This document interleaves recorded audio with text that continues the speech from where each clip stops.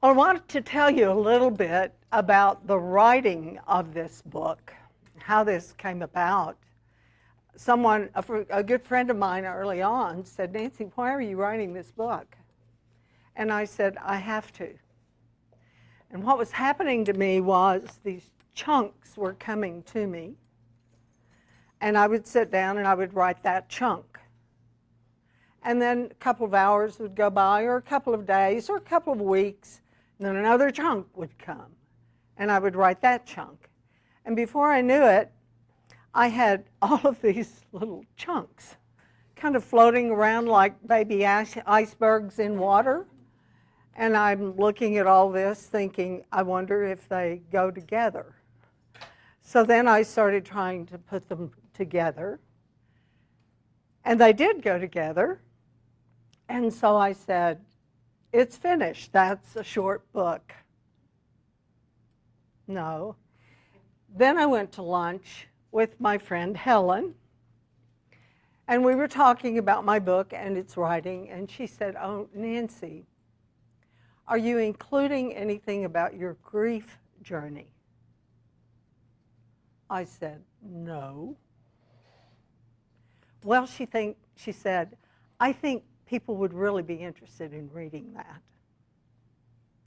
Well, at this point, I'm about 7 months out from Harlan's death, and I did not want to go back and relive the last 6 months. But I trust my friend Helen. So I went home and I opened my journal, which I write in every day, and it was all there. So I just edited out some parts that didn't fit, and the grief journey went in. And I said, okay, it's finished. Nope. Then the technology problems hit. And one of the technology issues took a week of waiting to get worked out. So during that week, I went to Santa Fe. Now, my friend, Ash Almonte, an artist who did the cover for this book, she's quite a popular artist. Look her up sometime. She had just been to Santa Fe, was raving about it, made a list for me of all the things I needed to see and do. So I had a week's delay, so I went to Santa Fe. And while I was in Santa Fe, since it was so important to Ash, I kept a journal of what I did and what happened and so forth. And when I got back home for Ash, I wrote it as kind of a little personal essay, sent it out to a few other friends. Then the technology problems got resolved. And I sat back down at the book, and as I worked on it, I thought, the Santa Fe piece goes in the book. And then there was nothing more, and it was done. Wouldn't you say that's quite an adventure? I told my friend Jennifer it felt like the biblical story of Jacob wrestling with the angel, and I kept saying, I'm done. No, you're not done. And that's the backstory of this book. So now I'm going to tell you just a little bit about it, and I'm going to read just a few passages, and then we'll just have Q&A. And so the very first part of the book is about me. The subtitle of this book is The Transformative Power of the 12 Steps. Well, I grew up in an alcoholic home. My father, who was quite well known and renowned, highly respected, was also an alcoholic. And so what happened to me in that early environment, and people write books about adult children of alcoholics and what happens to children growing up in alcoholic homes. Well, what happened to me was, Dave, we've got front row seats for you. Welcome. What happened to me was I was so confused that I just shut down. really literally shut down emotion. I didn't want to feel bad. And so I said to myself, I don't want to feel sad. I don't want to feel angry. A friend of mine who'd done a lot of research in neuroscience told me years ago that our brain doesn't have different switches for different emotions. If we say to our brain, I don't want to feel sad, it hears, I don't want to feel, whoomp, shuts everything down. And so true, maybe you don't feel sad, but you also can't feel happy, really happy. So this is how I grew up.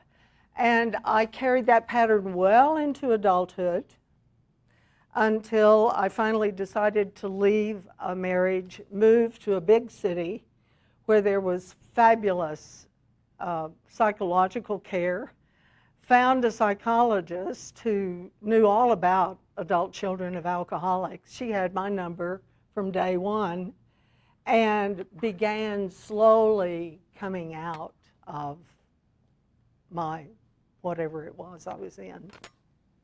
I'll tell you about one session I had with her. I said something and she said, well, how do you feel about that? And I answered her question. She said, you just told me what you think. I want to know how you feel about it. I answered her question again. That's still what you're thinking. And I said, do you have a list of feelings? And she did, which tells me I'm not the only one. So with her skillful help, I came out of that and became more able to enjoy all the fullness of life, the ups, the downs, all of it. And then I met Harlan. And I tell the story in the book of our meeting. 9 months after I met him, we got married. And here's a little story from early on.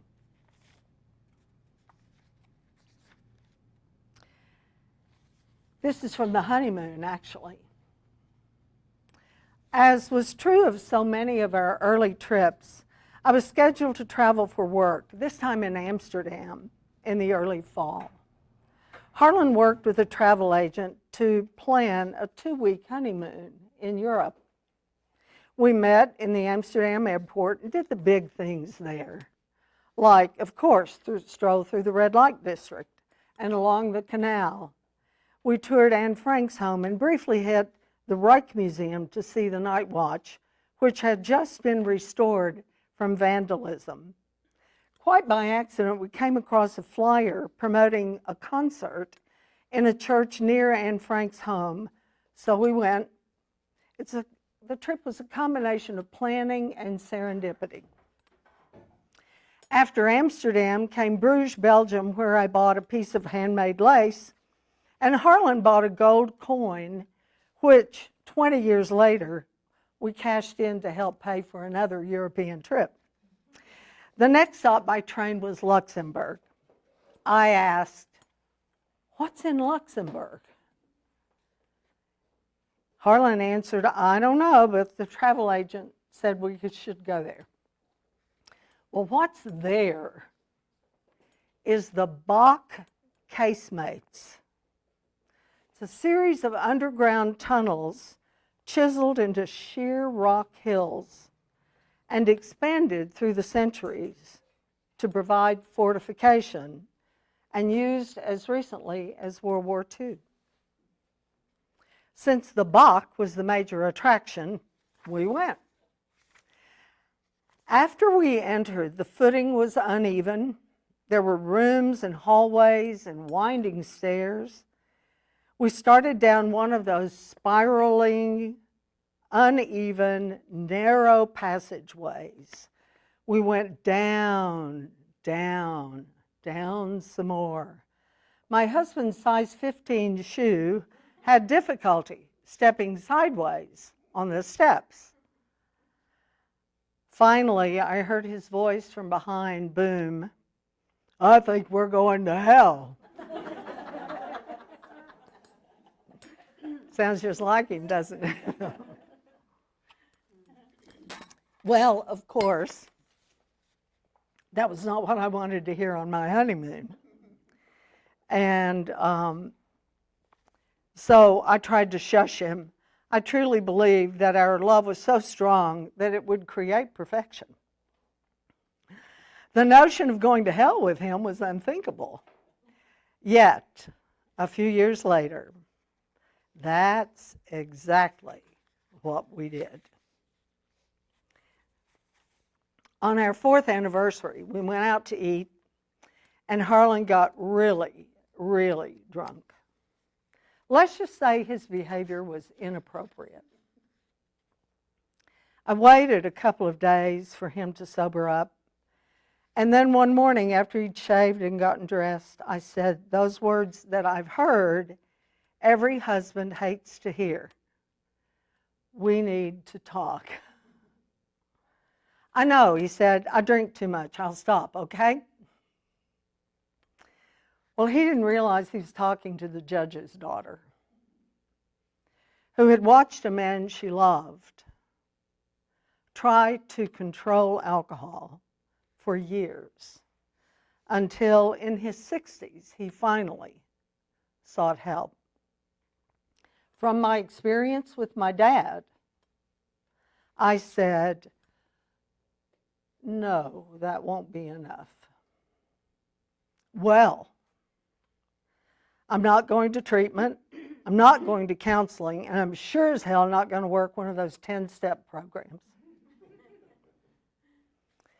And my face was perfectly serious. But in my head, there was a girl's giggling voice that said, he's just going to die when he finds out there are 12 steps.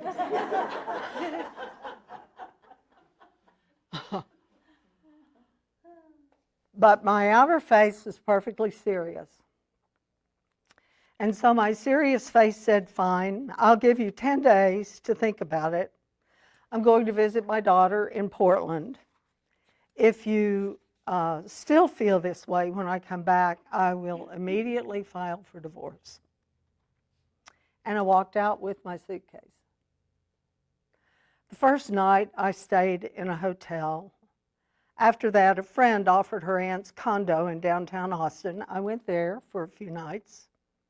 Then for 10 days, I was a tourist with my daughter in Portland. We went to Mount St. Helens, Columbia Gorge, downtown Portland for shopping. After 10 days, I returned to Austin. Harlan met me at the airport. I could tell from his look that he was furious. We sat at a table at Amy's Ice Cream in the airport. He reached into his pocket and pulled out a sheet of paper, which he read to me, and said that he was attending an outpatient treatment program at one of the hospitals, and that he had been attending AA meetings and had a sponsor. I said, I can't ask for more. So I returned home with him. But it was much too soon in our recovery for us to be together.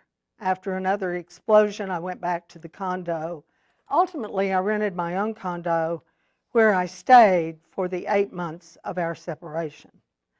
I had promised myself as a young girl I would not live like my mother. I was committed to that promise, even if it meant leaving the man I loved.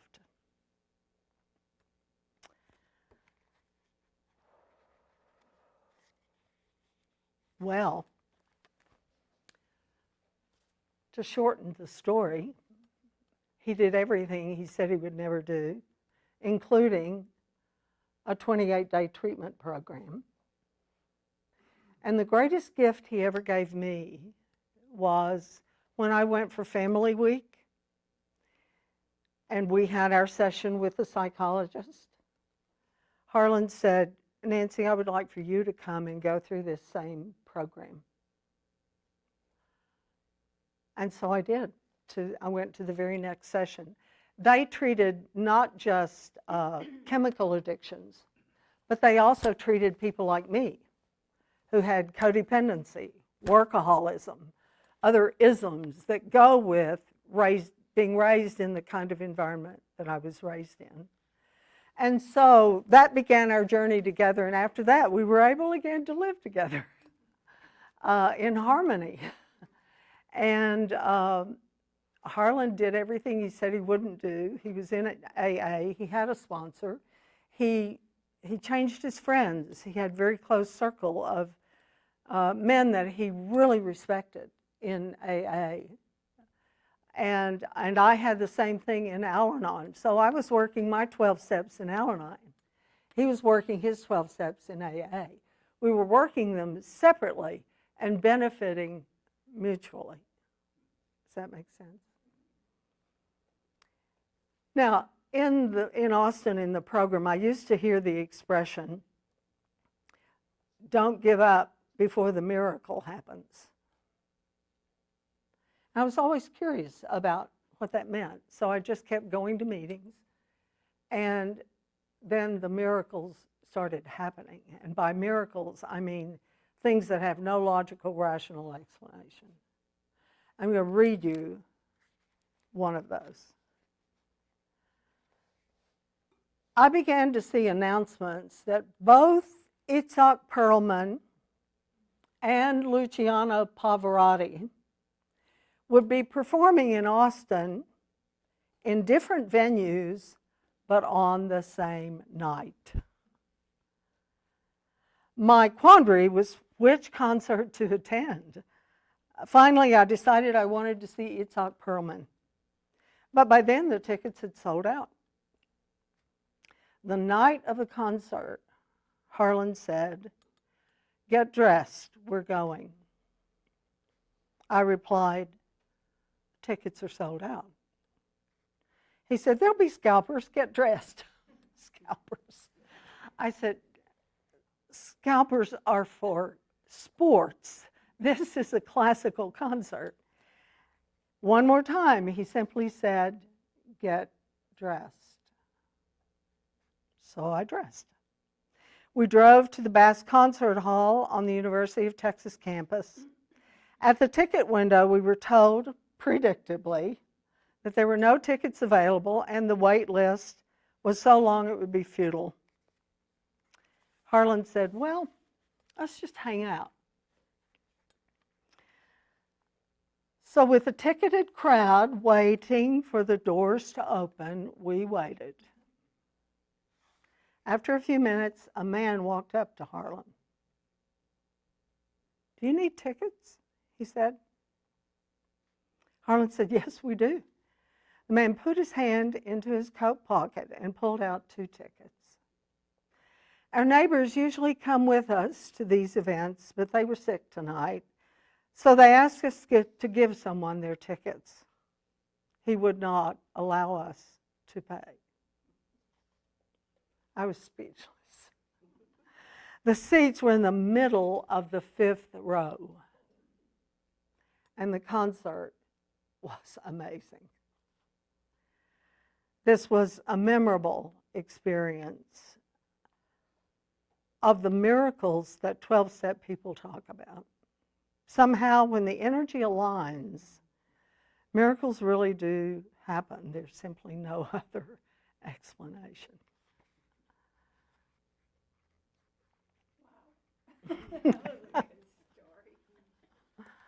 Yeah, wow. And then the last reading I'm going to do for you before I open to questions is just a little bit from Santa Fe. I went to Santa Fe to see folk musician Sam Baker perform at the Jean Cocteau Cinema, a small, elegant theater. I also wanted to see his art, scheduled to debut at the Worrell Gallery the following day. He's a friend from my Austin days. I was filled with apprehension, ready to cancel at a moment's notice. This would be my first road trip without my husband. It's not that I was afraid of traveling alone. I'd traveled alone a great deal before I met him. It was rather another phase in accepting the finality of his death, which I dreaded. But something compelled me to go. Arriving at the hotel after a 6-hour drive, I was asked at the desk to present my driver's license. To my amazement, I discovered I didn't have it. Instantly, I knew where it was. I'd put it on top of the printer to make a copy for a document and just walked off and left it there. So I wasn't worried about what had happened to it. Instead, I was amused that here I was on this trip without appropriate identification. I had left my identity at home in Sedona, and I was showing up in Santa Fe without tethers. My friend and artist, Ash Almonte, had preceded me in Santa Fe by about 2 weeks, and she'd given me a list of the special magical places she recommended for me. One of them was a restaurant on the plaza called The Shed. Have you been there? Starved, I headed there on foot, happy to work the kinks out of my legs from driving. All of the tables were full, and people were waiting. So I said to the host, "There's only one of me. Can I just go back to the bar to eat?" She said, "Sure, go on back. They have menus." There was one seat left at the bar. That's what I did. After I ordered, my attention turned to 2 women beside me who were finishing their dinner. I introduced myself and explained that this was my first solo trip after my husband's death. One of the women, Kathy Fletcher, handed me a card and said, "I'm a grief coach." Our conversation was rich and lively as we shared a few experiences and interests. I learned she had lost a son, which made me think about my nephew, Austin, but I'll save that story for another time. Anyway, I have her card and a Zoom call set up with her next week. After I finished my amazingly delicious meal of shrimp kebabs, I was still hungry. So I said to the waitress, "Do you have anything chocolate on the dessert menu?" She did, and it was incredibly good. It was one of those flourless chocolate cake things. Woo. As I ate, I met a man who took the seat of my new friend when she left. He works for the Santa Fe Chorale, which I've learned is an amazing group of fantastic singers from all over the U.S. I may go back just to hear the chorale. When I left, a few minutes after finishing, the waiter said, "The young man who was sitting there," and he motioned to an empty chair, "paid for your dessert." That's how my visit to Santa Fe began.